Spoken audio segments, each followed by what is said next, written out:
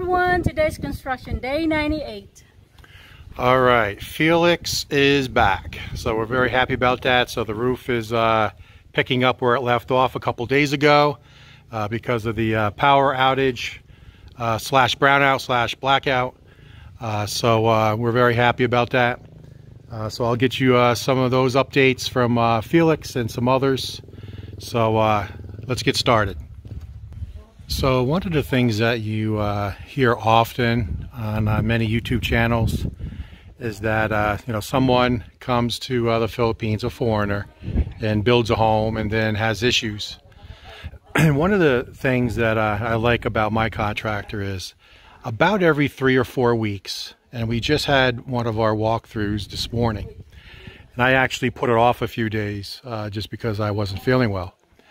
But what my contractor does, and I highly recommend this with anyone building a home in the Philippines, and I guess this would work in any country, but schedule a meeting, a walkthrough, not at a coffee shop or a restaurant, but actually on site.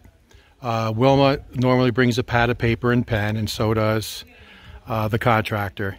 And we just take our time walking through the site and just kind of syncing our thoughts together, making sure that everything is on the right timeline, and I can ask a lot of questions and he can answer the questions for me. So one of the things that I like so much about this contractor is he does spend a lot of quality time. So he was here with Wilma and I for an hour and a half, just walking through, because now we're starting to get to the point where we're talking about tile and how high the tile will be, and any extras that we want or don't want, the type of finishing that we want on the outside of the house, the inside of the house, talking about the rendering. There was just a lot of questions and answers, and I highly recommend that. Not just an impromptu meeting, but a scheduled meeting. We always, 3 or 4 days in advance, say, okay, Monday at 10 a.m. we meet at the job site. And, that's all we talk about is the project. So keeping it professional, that we always do. And, I always come away from these meetings feeling like, we have a plan. Now, of course, will things go awry? Absolutely they will. But I think if you have those scheduled meetings, it really helps, and it helps me get educated, and it also aligns us so there's no surprises. I mean, one of the things that Wilma and I can't afford is to do something wrong and then have to redo it and have to pay for the redo. We're on a tight budget. We want to stick to the budget, and there is some extras, and I'll go over those extras with you guys when we go over the budget video. But we want to make sure that we do things right the first time. So if you're going to build a house in the Philippines, I highly recommend that before you even sign a contract with a builder, say that at least once a month that you have a scheduled meeting where you guys can go over prices, you can go over extras, you can go over timelines, just a whole list of things, just to make sure that there is no surprises, because you hear a lot of stories where there are, and I believe that we're going to get through this build in very good shape, and we're going to be very happy. So I just wanted to throw that out there. If you're thinking about building a home, you should build that rapport right away and have those scheduled meetings. All right, so it looks like what Felix is doing is just laying 3 sheets of metal roofing in place, and then working on getting the insulation. Remember, we said that we were going to add insulation here in the dirty kitchen as well. So he's starting to get that in place, and you can see how good that looks against the black metal. So we think that's a nice look. But yeah, he's starting here on the master side, and the sheets extend out and go out over the wall of the dirty kitchen.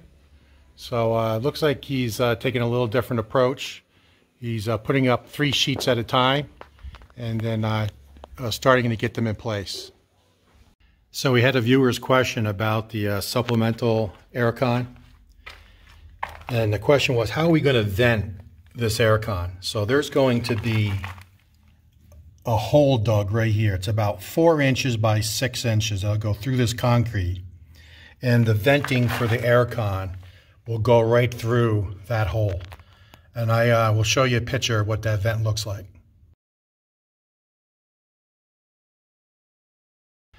All right, so the first door jamb has been completed, and it's very, very solid. You can hear that it's not hollow, it's full of concrete, and they have it all smoothed out. But they're getting ready to do another one, and I want to go ahead and show you some of the prep work that goes into the door jamb. All right, so this happens to be the doorway going into the master bedroom.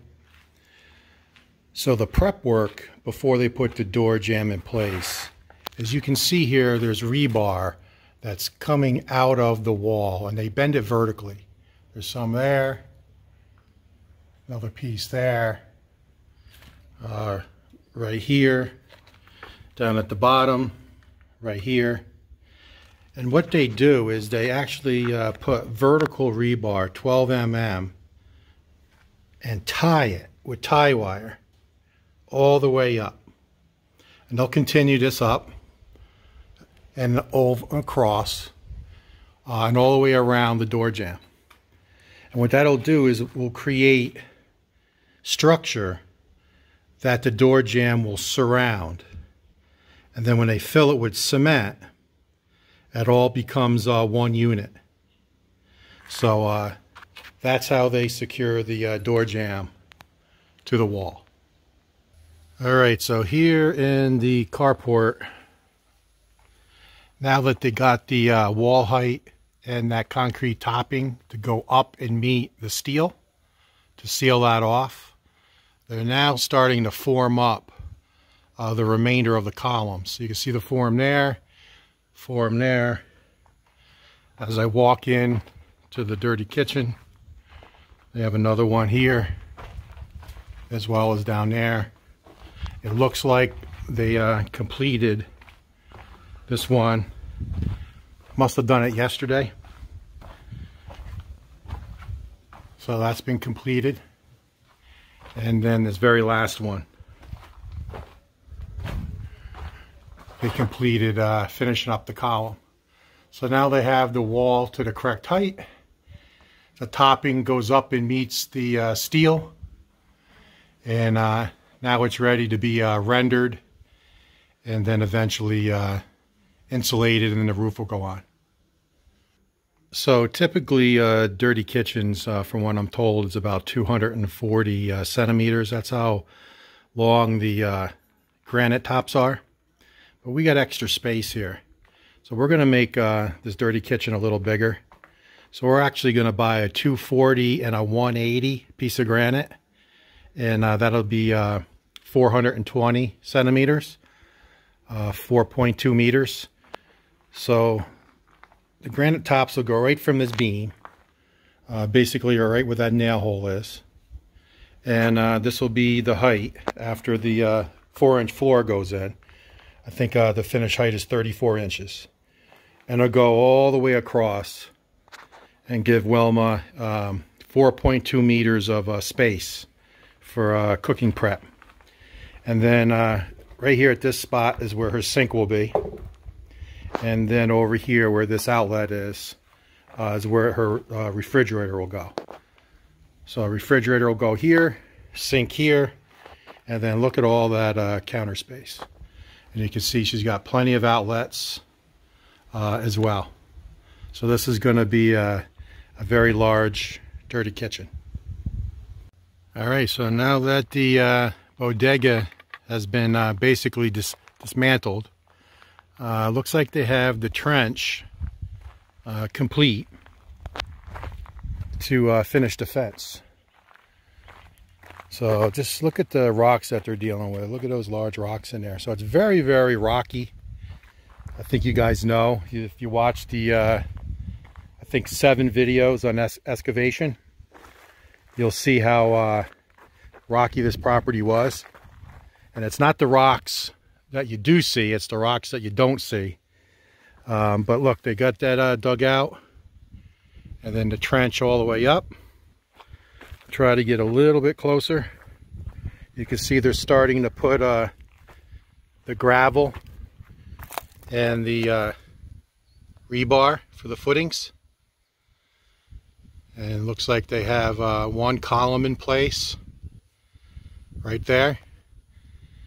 So it looks like 1, 2, 3 more sections of fence, and then a short section here where the man door will go, and then the 4 meters over to the other side. So they're starting to get the final prep for the fence. So one of the things I don't think I've captured on video is just how labor intensive it is for these guys to dig these footings. I mean, look at all this rock. And some of these rocks are very big, a couple 100 pounds a piece. But just look at the time it takes for these guys to dig this out. So I typically come through here, you know, and show the trench dug, but I really don't show how much labor. So just look, I mean, that's all dirt in there, but there's a lot of rock. And they just, one bit at a time. See, it does break up. But you see, it took, you know, quite a few passes just to get that very hard dirt dug out. You know, he's down a meter. You know, they go down quite deep to make sure that it's far enough down for the footing. But I just wanted to show all the hard work. This is Journal. And I mean, just think of doing this most of the day. I mean, did one there, another one back over there. There's a third one over there. It takes a lot of time. And when they come across the rock, these guys don't give up. I mean, they just continue at it, one bit at a time, and eventually they'll get it. I mean, look at the size of, I have a size 12 foot, and look how big the rock is. That one's even bigger. And like I said, they just keep going at it until it's done. And you can see they're doing all the leveling now, getting all the columns plumb and square. So I just wanted to take a few minutes and just highlight Journal here with this tremendous amount of hard labor. Thanks, Journal.